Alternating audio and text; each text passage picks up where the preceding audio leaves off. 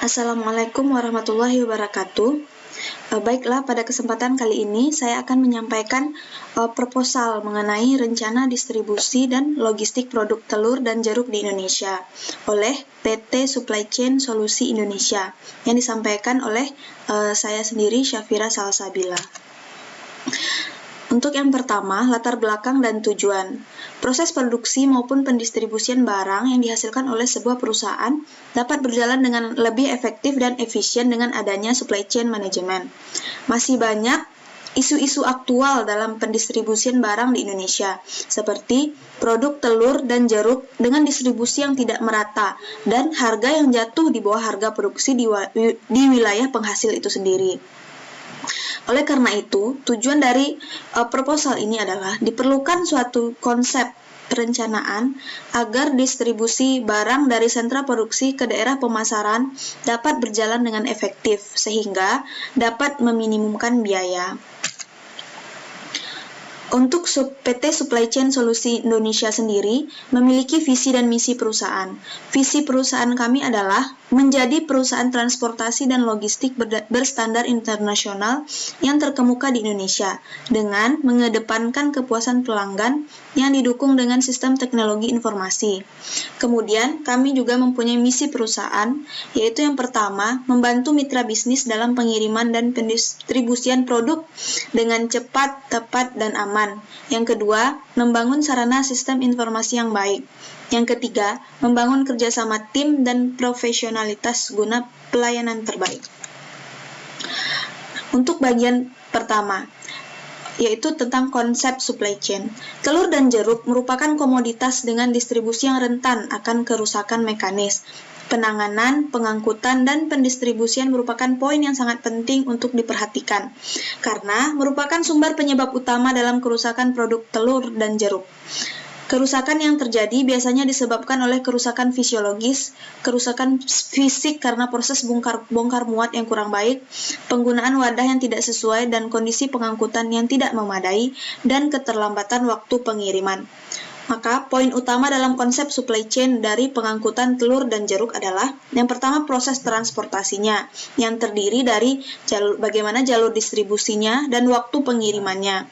Kemudian yang kedua adalah kargonya, yaitu bagaimana moda transportasi yang digunakan, kapasitas dan proses dalam bongkar dan muatnya. Yang ketiga, proses penyimpanannya, bagaimana pengemasannya, wadah, dan lama waktu penyimpanannya.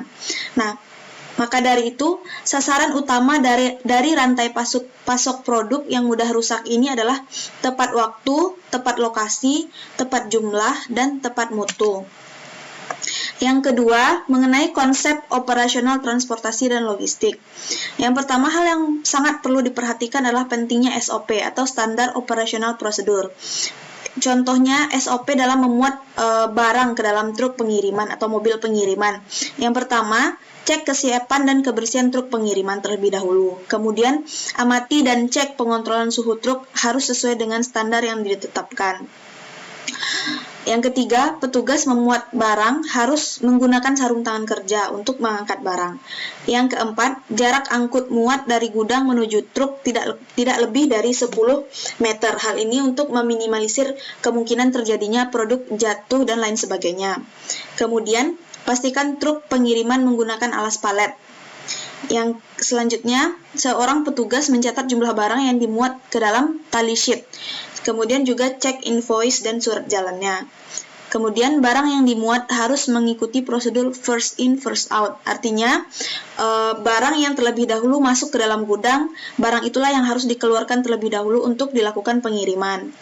Kemudian bagian distribusi atau pengiriman bertanggung jawab penuh atas kondisi fisik barang hingga sampai di tempat tujuan.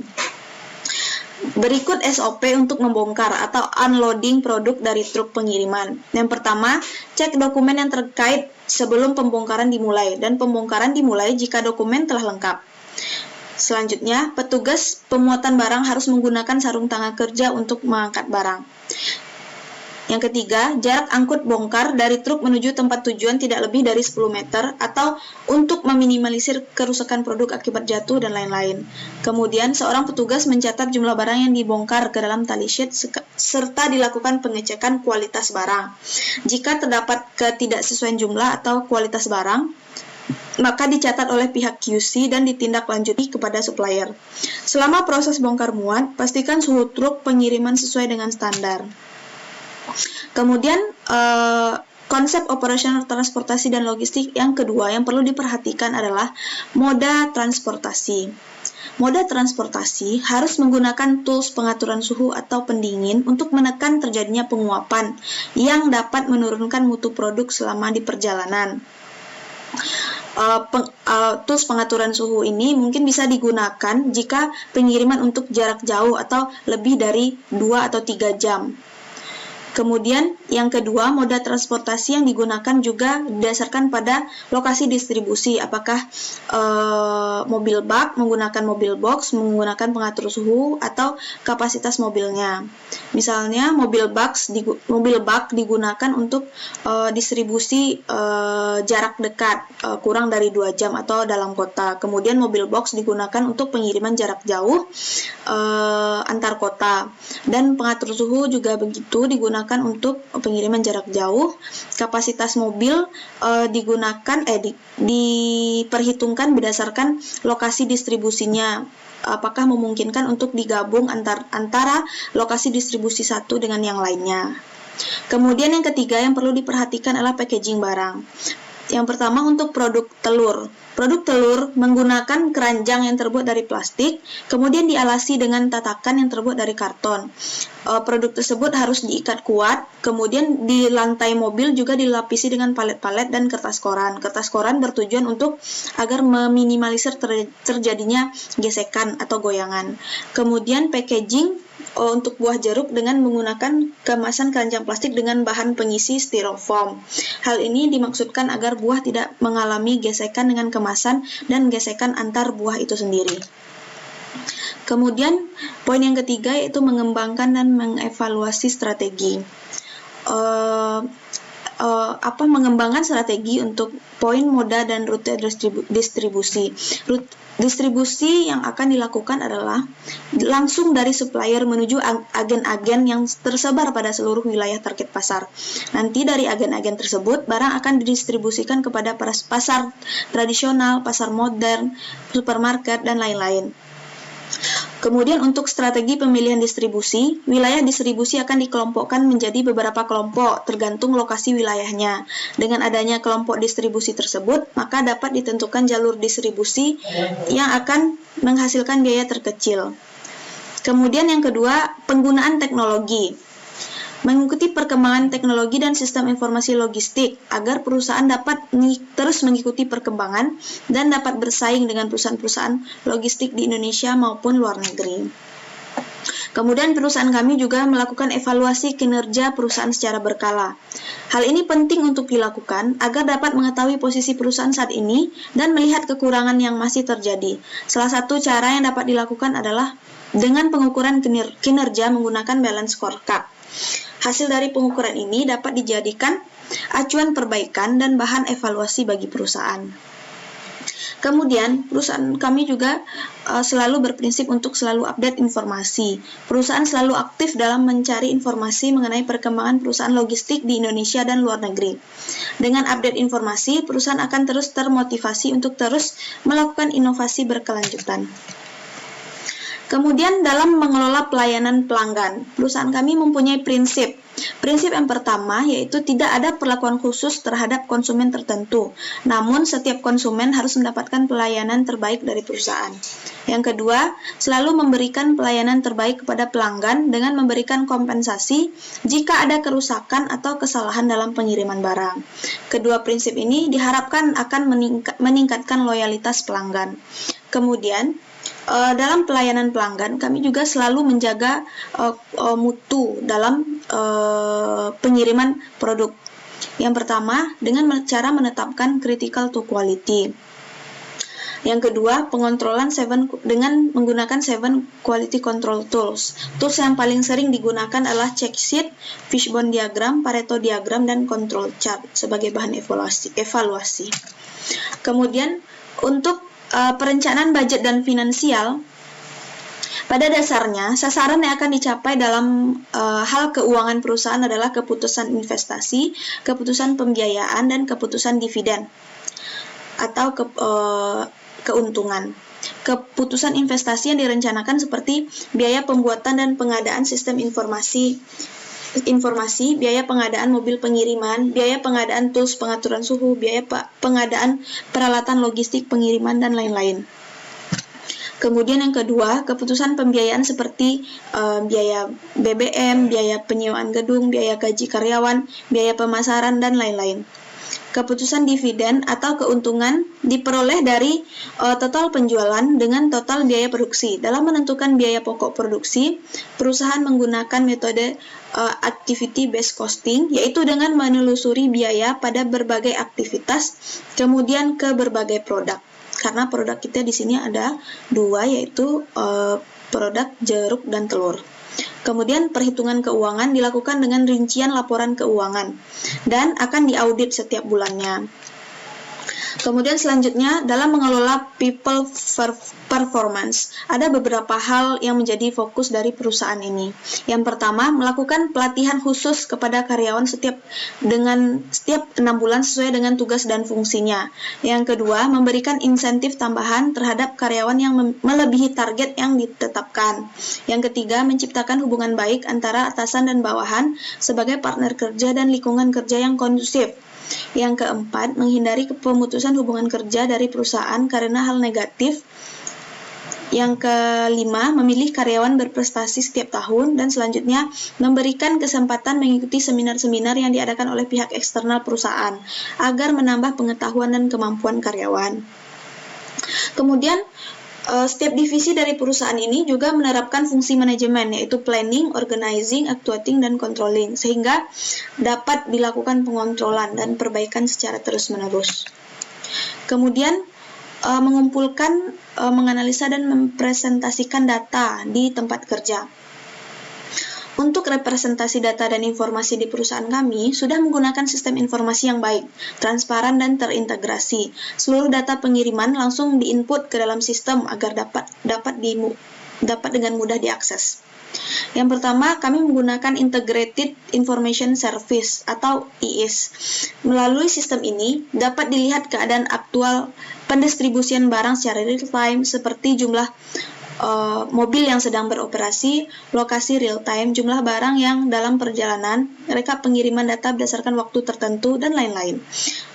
Sistem ini dapat mudah diakses oleh siapa saja, karena dapat diakses melalui seluruh komputer kantor dan masing-masing gadget para karyawan juga. Kemudian kami juga mengimplementasikan ERP. Perusahaan juga memiliki sistem ERP yang mengintegrasikan seluruh informasi di perusahaan mengenai distribusi dan logistik perusahaan, manajemen inventory, keuangan perusahaan, perencanaan project manajemen, dan lain-lain. Kemudian untuk perencanaan marketing. Sasaran utama dari kami adalah perencanaan pemasaran ini adalah untuk mencapai pasar yang lebih luas serta merata, sehingga masalah-masalah isu aktual yang tadi terjadi dapat diminimalisir. Strategi marketing dilakukan berdasarkan prinsip marketing mix, yaitu produk, promotion, place, dan price. Untuk produk telur, misalnya akan dikelompokkan menjadi kelompok telur super dan kelompok telur sedang berdasarkan ukuran. Begitupun jeruk. Promosi dilakukan via media sosial, mouth to mouth, dan e-commerce agar memudahkan konsumen langsung berhubungan dengan supplier. Kemudian lokasi akan difokuskan kepada daerah dengan permintaan tinggi. Harga menyesuaikan ukuran dan tetap mengikuti harga pasar. Kemudian dalam perencanaan pemasaran kami juga membuat infografis menarik mengenai manfaat mengkonsumsi telur dan jeruk, kandungan gizinya, dan menginformasikan bahwa produk dari supplier kami adalah kualitas yang terbaik dengan kualitas yang terbaik. Jadi kami sangat memanfaatkan media sosial yang ada. Kemudian strategi menghadapi pesaing, perusahaan akan tetap menetapkan harga jual yang tetap bersaing namun dengan kualitas pelayanan yang terbaik. Hal ini dimaksudkan agar pelanggan dapat loyal terhadap perusahaan. Kemudian menetapkan target perluasan pangsa pasar setiap tahunnya. Kemudian dalam hal rekrut, select, dan induct staff, proses rekrutmen dilakukan dengan mengumumkan lowongan pekerjaan secara terbuka. Hal ini dimaksudkan agar mengurangi tindakan kecurangan dan nepotisme. Kemudian proses seleksi juga dilakukan beberapa tahapan penting, yaitu misal dengan seleksi berkas CV, seleksi tertulis, kemudian dilanjutkan dengan seleksi wawancara. Jika sudah lulus dari seleksi wawancara akan dilaksanakan trainee selama 3 bulan, dan jika lulus baru dilaksanakan penandatanganan kontrak yang dilanjutkan dengan proses induksi karyawan. Proses induksi karyawan ini dimaksudkan untuk pengenalan akan lingkungan, peraturan, dan budaya perusahaan. Juga dilakukan proses pengintegrasian, di mana proses pengintegrasian yang dilakukan oleh perusahaan terhadap karyawan adalah dengan menanamkan kesamaan visi, misi, dan tujuan perusahaan. Kemudian dalam hal mengelola kontrak yang perlu dibuat dengan beberapa pihak, diantaranya yang pertama kontrak dengan agen-agen distributor yang mencakup isinya mengenai lama waktu dilakukan kerjasama, frekuensi pengiriman, resiko keterlambatan pengiriman, kompensasi kerugian, pembayaran, dan sebagainya. Kemudian yang kedua, kontrak penyewaan gedung jika ada gedung penyimpanan yang disewa. Kemudian yang ketiga, kontrak dengan pemasok, yaitu pemasok keranjang plastik, pemasok tatakan telur, dan pemasok styrofoam untuk jeruk. Kemudian kontrak dengan pemilik kendaraan. Ini jika ada kendaraan yang disewa. Kemudian pada dasarnya isi dari kontrak yang harus ada adalah prestasi dan kontraprestasi yang jelas. Maksudnya adalah hak dan kewajiban dari masing-masing pihak. Kemudian masa berlaku dan ketentuan pengakhiran kontrak. Yang ketiga, prosedur pengakhiran perjanjian. Yang keempat, cara menyelesaikan sengketa di kemudian hari. Kemudian untuk dalam hal negosiasi kontrak, perusahaan terbuka untuk melakukan negosiasi dengan setiap partnernya seperti agen distributor, pemasok, pemilik gedung, pemilik kendaraan, dan lain-lain. Negosiasi yang dilakukan seperti penawaran harga terhadap pemasok bahan logistik telur, negosiasi jadwal pengiriman dengan agen distributor, negosiasi penggunaan tools pengatur suhu dengan pemilik kendaraan, negosiasi pengadaan fasilitas dengan pemilik gedung, dan lain-lain. Negosiasi ini bertujuan untuk mempererat tali kerjasama agar dapat memberikan kenyamanan antara kedua belah pihak. Kemudian, kebijakan dan prosedur perlindungan lingkungan. Perusahaan kami juga sangat memperhatikan kemungkinan dampak lingkungan yang terjadi. Pendistribusian telur dan jeruk menggunakan keranjang plastik, tatakan telur berbahan karton, dan styrofoam untuk jeruk. Bahan yang akan menjadi sampah adalah tatakan telur dan styrofoam. Untuk sisa-sisa tatakan telur dan styrofoam yang terbuang akan dikumpulkan oleh agen-agen distributor dan langsung disalurkan kepada pengumpul bahan-bahan bekas untuk didaur ulang kembali, karena bahan-bahan tersebut merupakan bahan yang masih dapat didaur ulang. Demikianlah proposal ini kami buat. Kami mengucapkan terima kasih kepada para pihak yang berkenan membaca dan mendengarkan presentasi proposal ini. Semoga proposal yang kami ajukan dapat dipertimbangkan, diterima, dan bermanfaat bagi semua. Sekali lagi terima kasih atas waktunya. Assalamualaikum warahmatullahi wabarakatuh.